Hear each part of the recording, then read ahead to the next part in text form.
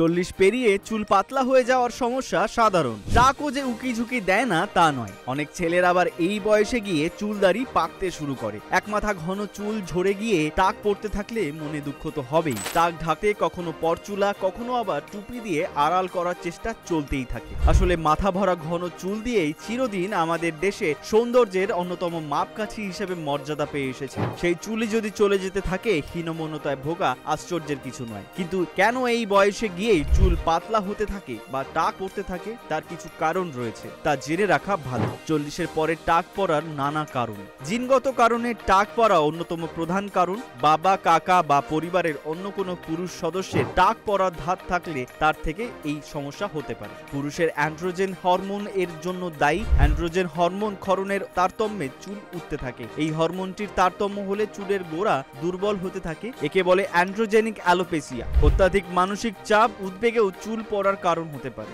Vitamin ও খনিজের অভাবেও চুল পড়ার সমস্যা বাড়তে পারে। আয়রন, ভিটামিন ডি, জিঙ্ক এবং বায়োটিনের অভাবে ছেলেদের চুল পড়ার সমস্যা বাড়তে পারে।